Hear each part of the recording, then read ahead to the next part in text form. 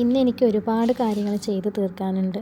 അതുകൊണ്ട് തന്നെ നേരത്തെ എണീറ്റ് കിച്ചൺ വർക്ക് തീർക്കണം.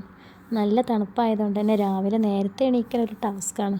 എന്നാലും നേരത്തെ എണീറ്റ് 6:10 ആയപ്പോഴേക്കും ഞാൻ കിച്ചണിലെത്തി. ആദ്യം ഒരു കട്ടൻ കുടിച്ച് ഒന്ന് ഫ്രഷായി. പുട്ടുണ്ടാക്കാനാണ് ആദ്യം കരുതിയത്. ഇന്നലെയും പുട്ടായിരുന്നു. അതുകൊണ്ട് ഒന്ന് മാറ്റിപ്പിടിച്ചു. അങ്ങനെ നീർദോശ ഉണ്ടാക്കാമെന്ന് തീരുമാനിച്ചു. അരിപ്പൊടി, ഉപ്പ്, വെള്ളം, തേങ്ങ ഇതെല്ലാം കൂടെ മിക്സ് ചെയ്ത് ഉണ്ടാക്കുന്ന നീർദോശ മലപ്പുറത്തെ ഒരു സ്പെഷ്യൽ ഐറ്റമാണ് കേട്ടോ. അധിക വീടുകളിലും മിക്ക ദിവസവും നീർദോശയായിരിക്കും ബ്രേക്ക്ഫാസ്റ്റിന്. ദോശയ്ക്ക് തക്കാളി കറിയും കൂടെ ഉണ്ടാക്കി. ബ്രേക്ക്ഫാസ്റ്റ് കഴിഞ്ഞ് ക്ലീനിങ്ങും അലക്കലും കുളിക്കലും എല്ലാം കഴിഞ്ഞ് കുറച്ച് നേരം ബാൽക്കണിയിൽ പോയി നിന്നു.